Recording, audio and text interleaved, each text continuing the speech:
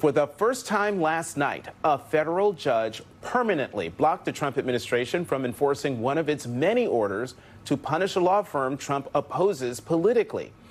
This one targeting the law firm Perkins Coie, which represented the 2016 Democratic presidential nominee Hillary Clinton and works with billionaire donor George Soros. In a blistering opinion, U.S. District Judge Beryl Howell called Trump's efforts, quote, an unprecedented attack on the U.S. judicial system. Howell wrote, and I quote, no American president has ever before issued executive orders like the one at issue in this lawsuit, targeting a prominent law firm with adverse actions to be executed by all executive branch agencies. But in purpose and effect, this action draws from a playbook as old as Shakespeare, who penned the phrase, the first thing we do, let's kill all the lawyers. Joining us now, conservative attorney George Conway. He is president of the Society for the Rule of Law, and Skye Perryman, president and CEO of Democracy Forward, an organization that is fighting to protect the rights of migrants. Skye, George, thank you very much for being here. George, Judge Howell is focused on intent here. She agreed it violated the First and Fifth Amendments, but does this actually stop the administration? If she sees that it's a violation, talk about the role of intent here. Well, clearly the role is that Trump intends to punish law firms that defy him or that he feels that oppose him. And I think the danger is, I think the decision is great. The danger is that law firms may still go into various agencies of the government, and they may be denied the things that they might otherwise get, sub silentio, as we say as lawyers, like quietly and under the current. That they may sort of get screwed anyway, but not openly. But that said, they got to fight, and this is, if that does happen, they're going to have to try to make a case against that too. But I think the important message is to the public and to the bar. And in a footnote in Judge Howell's opinion, she basically castigated the law firms that have capitulated to Donald Trump by saying this is not how you're supposed to behave as lawyers, and you're not the people who are going to be remembered well. And I think that the way that we fight back is to all fight back, and to fight back for everyone's rights, and not just say, oh, okay, I'm just going to give in. And that courage is contagious just the same way as cowardice is, and she's encouraging people to be courageous. So, Skye, is this just about messaging, or is there some actual, thinking and practice here? We just saw another headline yesterday that goes in line with law firms, now deciding not to bend the knee, which is Microsoft dropping the law firm that made a deal with Trump from a case. The tech giant instead engaged a firm that is fighting the president's executive orders, Jenner and Block, in a sign that those firms can still attract clients. Microsoft declined to comment on why it changed law firms in a significant case last week, but the switch suggests that a firm that chose to fight the Trump administration could still attract an important client. Is that true? Well, look, people expect lawyers, especially big companies, they expect their lawyers to fight for them. And so when you see something, the whole job. It's the whole job. It's the whole job. We do it every day. Yeah. And so when you see something like an executive order that came out of the White House, which was the most unconstitutional thing, it would be a law school exam. It is classic, right? That it's unconstitutional. I think that you see people both quietly and now more publicly saying, we expect our lawyers to be advocates. If the lawyers won't fight for themselves, who are they going to fight for? Who are they going to fight for? And so I think you see this. It's it's a really interesting data point, especially after we see the very strong opinion last night. And the other thing in that opinion is she also goes after the administration's attempt to bully law firms into backing away from their commitments to diversity, equity, and inclusion, from expressing their ideas about how the legal profession should look, as also just blatantly, just another piece of this blatantly unconstitutional playbook. So that's very significant as well.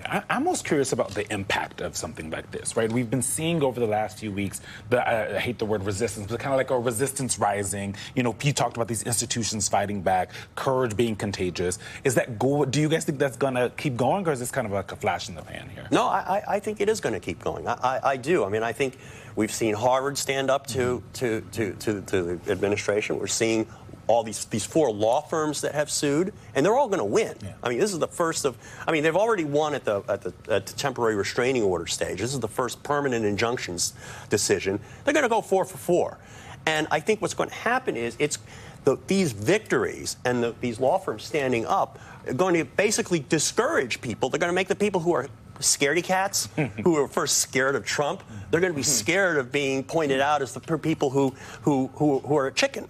You know, it's the same, you know, and I think that's what, I think that's especially, Microsoft is reinforcing that by hiring a law firm that fought. You know, George, to your point about Harvard, they put out a very strong statement yesterday, and part of it says the unlawful use of this instrument, taking away their tax-exempt status, more broadly would have grave consequences for the future of higher education in America. And this gets to a bigger point made in the New York Times editorial on Thursday, talking about, the headline is, "There is a way forward, how to defeat Trump's power grab." In the very end, it says, "The most promising path to stopping Mr. Trump involves making him pay a political price for pursuing his authoritarian dreams. The less popular he becomes, the easier it will be for his targets to stand up to him, and the harder it will be for congressional Republicans to remain silent without worrying that they are risking their political futures." George, my question is, how long is it going to take congressional Republicans to stop remaining silent? You know, I keep losing this battle for years. I mean, I thought it's like sooner or later, everybody's going to see that the emperor has no clothes. I mean, I can't do it like that. But, thanks. It's the morning, George. George, I'm sorry. You didn't have your coffee. Drink it. But, you know, I mean, sooner or later, people are going to realize, what have they been afraid of? I mean, the man's a fool. The man is just insane. It's just like, what is everyone afraid of? And the problem is, the reason why everyone's afraid is because other people are afraid. And once you realize there's no there, it's over for him. And that's going to happen. The problem is it's happened a few years too late. And I want to lift up, though, what ordinary, average, day-to-day Americans are doing in this country, because we've been doing this since day one of this administration, where we have seen the courage that the big institutions are now taking. They're now stepping up a little bit. We've been seeing that in small towns, in urban areas. We've been seeing communities get into court. These over 200 lawsuits that have been filed against the administration for harmful and unlawful activity, they have been filed by real people and real institutions that don't always get the limelight, but they've been leading with their courage. And courage is the new currency. That's what we're saying around our team at Democracy Forward. It's the new currency, and I think that you are going to see this build, and it's been a good week for the courageous, I think. I'll write that down. George, I want to push back a little bit, though, on there being no there. I mean, you know, Judge Ketanji Brown-Jackson said yesterday that all of this was designed to intimidate and attack the judiciary. She said the attacks are not random. They're designed to intimidate us, those of us who serve in this critical capacity. The threats and harassment are attacks on our democracy, on our system of government, and they ultimately risk undermining our Constitution and the rule of law. I mean, there are real fears. There are fears of political violence, retribution, sort of a lone wolf potentially being galvanized by Trump's rhetoric. I mean, can you acknowledge some of no, those? Absolutely. I mean, there is that physical danger, and that is, you know, I mean, that is a terrible aspect of this. But at the same time, those are going to be isolated. I don't think they are organized enough to really engage in that level of violence that would deter people from standing up if everyone stands up. And that's the point. We had thousands of individual lawyers from the conservative movement and from the more progressive legal movements all joined together a few weeks ago to send a letter to Pam Bondi about stop these attacks on the legal profession. That takes, you know, a lot of courage in this moment to send something into the Department of Justice, put your name on it. Thousands of lawyers across the country in 48 hours got together to do that. And so I think that you are going to see, you know, people continue despite their fear. And that's the point. It's like, do we overcome those fears of the isolated attack, the physical attack, by banding together and feeling as part of a group that we are standing together for the rule of law, for ourselves, and against people who are trying to bully us. Now, the bullies win if we let them. But they don't win if they don't. This administration has no plan, no second-order plan if we fight and if we show courage. They've shown they have a plan if you retreat. And so that's the role of the next few days. And we'll be continuing to look out for the law firms, institutions that do decide to fight back against the Trump administration. But in the meantime, we have to sneak in a quick break here. For the first time, a federal judge has weighed in on the merits of the Trump administration's use of the Alien Enemies Act to deport Venezuelans it alleges are gang members. U.S. District Judge Fernando Rodriguez Jr., a Trump appointee, that's very key here, a Trump appointee, ruled on Thursday that the administration is barred from invoking the 18th century wartime law to deport Venezuelans from the Southern District of Texas, arguing that its use exceeds the scope of the statute and, as a result, is unlawful. George Conway, Skye Perryman, you're back with us. Thanks so much for being here this morning. Skye, can you just explain what this ruling means? Well, very simple terms for all of us to understand. Yes. Well, this is a very significant ruling. It's the first time we've seen a federal judge look at the merits of the president's attempt to use this wartime power, the Alien Enemies Act, to remove people from the country without any process.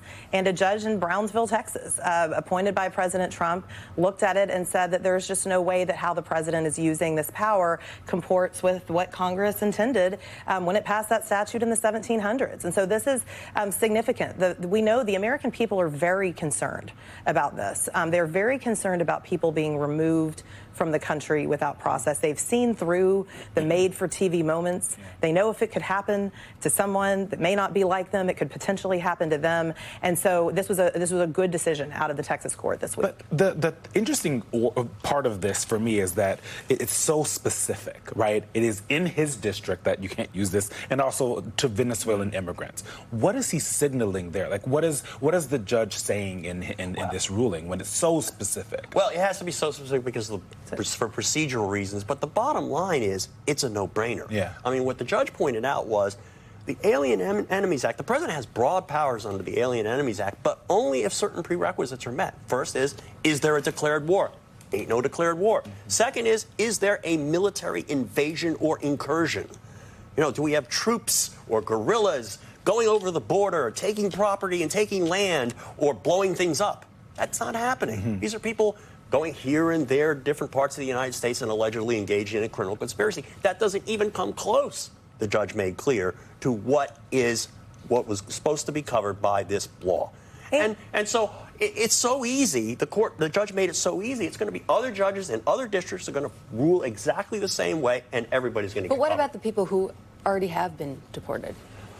Well, that's still continuing. First, the courts have made clear that no one should be removed without any process whatsoever. And, of course, the Trump administration has flagrantly ignored that in one case where we've already had a federal judge, Judge Boasberg, say that there is probable cause that the government may have engaged in even contempt of court. So those proceedings are going to continue. You have Mr. Garcia's case where the Supreme Court has said that the government has to facilitate his removal. They're trying to run away from that, but the judge in the district court there has been very, very clear, as has the Fourth Circuit with Judge Harvey Wilkinson, a conservative jurist, being very clear about what's expected here. So I think in the coming days, we're going to see what happens with folks that have already been removed. But this is a very significant decision and, frankly, a big blow to the president and to Stephen Miller's agenda. There's another thing that's happening that the president is trying to do, and he has asked the Supreme Court to strip legal protections from 350,000 Venezuelan migrants. This is through it was a temporary protective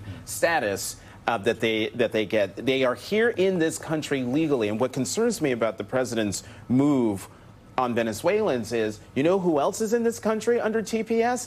Haitians. The Haitians who are in Youngstown, Ohio. How concerned should we be about the president trying to strip that protections, those legal protections, from those migrants? I think it certainly shows you that this is not about immigration policy or about border policy, because many of these programs and protections were actually put into place to take less stress off border migrations, to enable people to be here, to go through lawful processes. So first of all, let's just call this what it is, which is another political stunt at the expense of people that's not really trying to solve the problems that we have in the United States. But I think it is a highly concerning situation that you have the executive branch continuing to try to thwart protections and things that are in place. But I think you see the courts and the lawyers really standing up here, and so we'll be following that case as well. In the case of Abrego Garcia, the president said in an interview with ABC, I'm going to play the sound here, claiming that he could return him, which is the opposite of what his team has been saying and what they've been saying in court. Could call up the president of El Salvador and say, send him back right now. And if he were the gentleman that you say he is, I would do that. But the court has ordered you to facilitate that.